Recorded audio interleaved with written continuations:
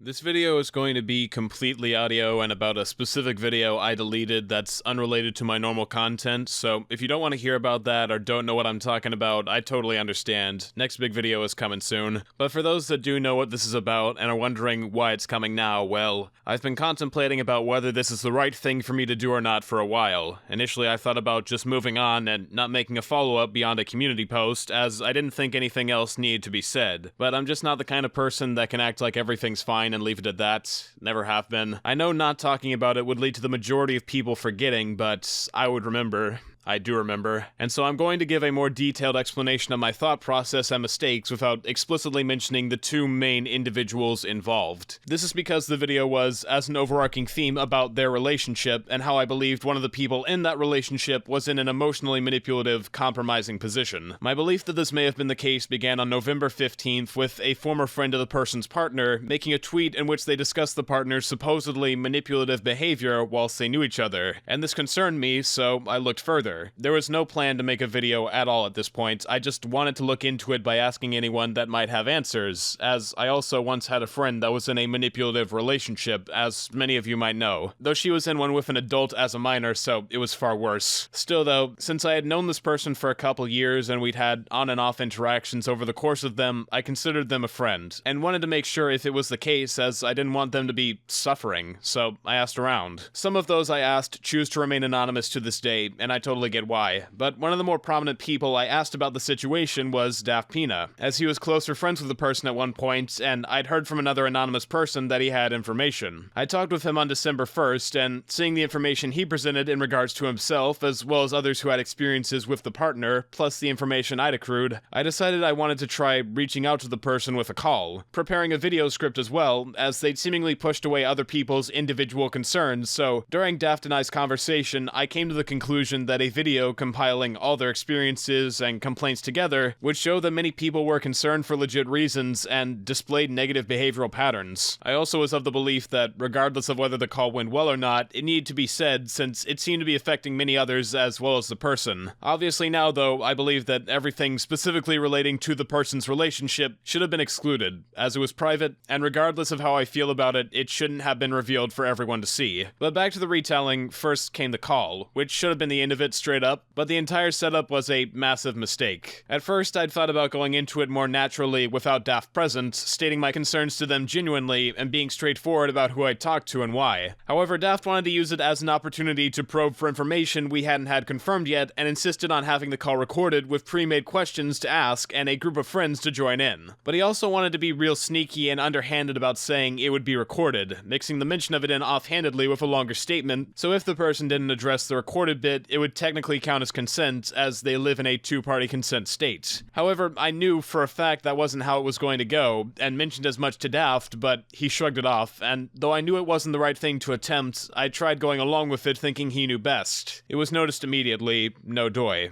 As was the whole already prepared list of questions bit, which never should have been a thing in the first place, but it was. And with that discovered, the rest of the call was really awkward because why wouldn't it be? Nothing about this was genuine, and bringing the person in under the guise of helping with a video didn't help either. Daft rationalized it to me with the idea that when people are in possessive relationships, the partner will often check messages, so it would be best not to leave any mention in text, but in retrospect, bringing someone in under false pretenses to talk about that kind of thing would only make them paranoid. Overall, it's clear to me now that Daft was more focused on getting the video created than actually talking with the person, so that's how the call came to be like it was. But it did still happen, and didn't lead to the expected result, so the video went forward, as I thought there was nothing else that could be done. There was though, in retrospect, obviously. I just didn't see it because Daft and others who helped with the script kept reiterating to me that there was no other way, so I kept going. Or rather, I decided it was best to take a 2-week break after the call on December 12th because I was so exhausted with everything mentally, and then the video continued going. Speaking on the production of the video itself, it went through several drafts, rewrites, and edits. This is partially because at first, the script was far less organized, less accredited, and way more venti, so it needed heavy retooling as more evidence came about. Daft and others would also add stories from people we talked to that couldn't be evaluated as anything more than hearsay, as they had no proof, and when I would try to say as much in the script, he'd stop me and go, "Don't say it like that. People will deconstruct and focus on it if you do." He wanted me to use sneaky language again, so in the end I cut them out entirely. And for bits that I didn't remove, I made sure to ask follow-up questions to get evidence of dates and such. Questions Daft never asked. He would just believe them wholeheartedly without proof and say we needed to add it to the script. And I didn't see how much of the script that was until I got to the editing phase and noticed all the bits I couldn't pull up screenshots or evidence for. I could also see that Daft wanted to make a large portion of the video about his personal grievances with another creator, SunnyTM, who was tangentially involved with the duo. You might know, if you saw the video, that the section on him doesn't really mention Daft at all, other than briefly at the very beginning. That's because I talked him out of including a 6-minute summary of their interactions together, as it was completely unnecessary and petty compared to what I had found in relation to Dubus Goobus. He just wouldn't let the Sunny section be, though. It always had to have an extra bit showing Sunny is underhanded, Sunny is a bitch, Sunny sucks dick for money, just on and on. Since Daft kept scrolling his social media looking for things to add, all of which I shot down, well,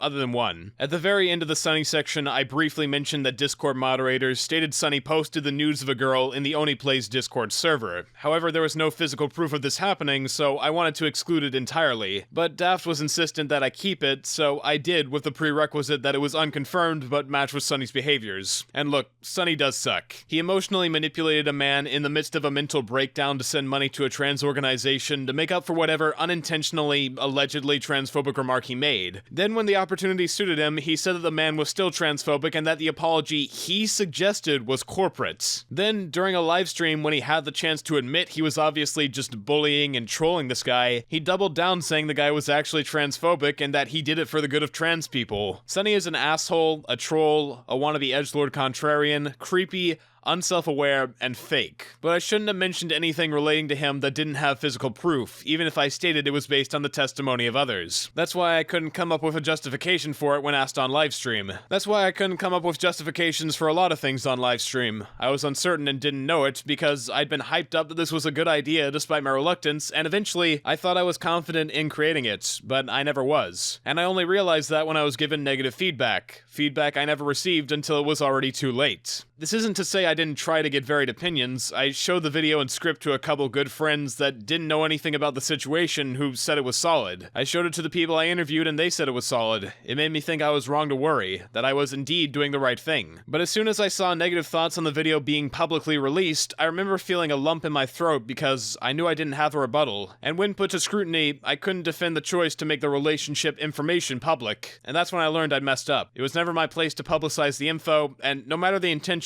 I was ignorant and stupid to think anything good would come from making it. Aside from other people that have been scorned by the friend group speaking up, though that's unrelated to the relationship. But I didn't quite see how I'd messed up yet, so I went to Daft and the others for advice, and they told me to keep the video up, giving all the explanations in the world for why. I was in a group call with around 7 people, and they all said the same thing, which just confused me even more about what to do. I was in panic mode. Then the person I'd made the video about messaged me saying they wanted to call, and Daft told me not to. So, in a panic state, I just kept texting the person what Daft told me to say, but then a couple other friends pulled me into a separate call and knew what state I was in. I tried to dismiss what they said at first, claiming that this was the only way, repeating what Daft had told me, but they helped me to see how deep in the shit I was, how detached I was becoming from myself in a search for guidance on a matter that I had no right to trespass in. And so from there, I decided to do what I thought was best. I went back into the large group call and said I wanted to talk to the guy. They discouraged it, but I said I wanted to anyway, and I unlisted the video that night. At first, I was reluctant to delete it because, disregarding the relationship, it did help some people that were affected by the group to speak up, and I didn't want to make them feel like they couldn't or that they were invalid, but in the end, I saw that that was tarnished by the relationship material, which was the main point addressed. So, I deleted it, knowing how big of a mistake I'd made to publicize it. I made a statement, then I just kinda buried myself in my work.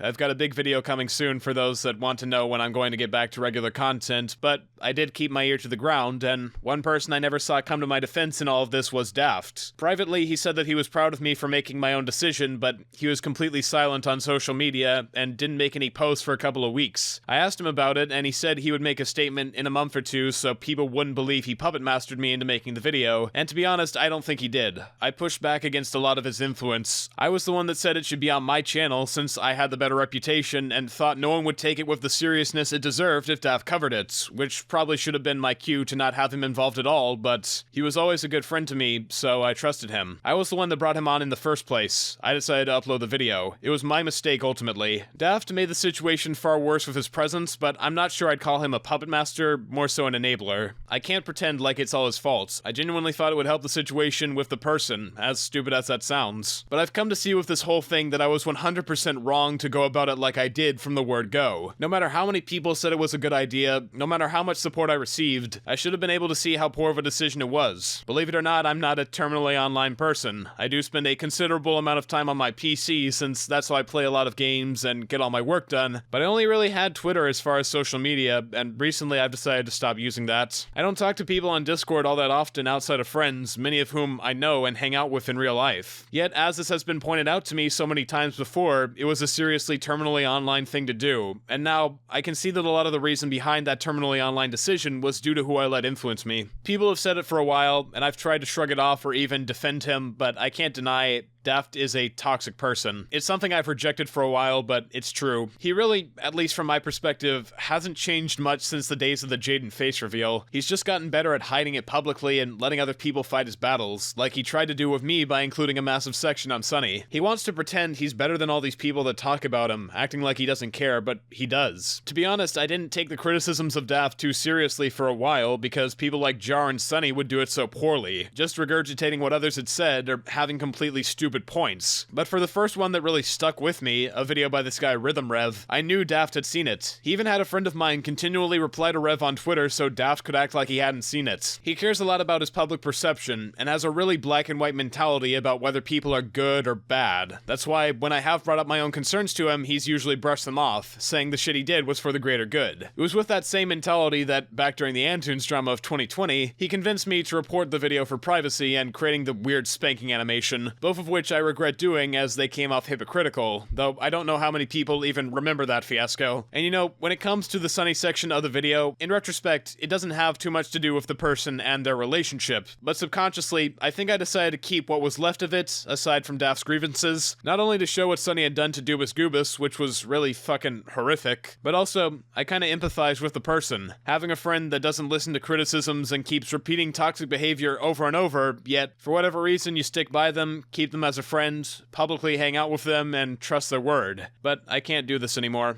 I'm cutting ties with Daft. I'd love to see him improve and actually show growth, as outside of drama he's been good to me, but I can't abide his actions. Especially with this whole situation giving me clarity and showing that he really brings out the worst in me. And speaking of, I know with that video, I marred my reputation in a way that will probably never be seen as the same thing again. I definitely ended up cutting a good few ties. But after this is released, I'm gonna go back to making the content I love that makes me happy. And I just hope I can be allowed to learn and grow while I'm still young. I messed up royally, and I'm going to try and make up for it. Thanks for listening if you've made it this far. New video coming soon that's hopefully not so dour. Goodbye.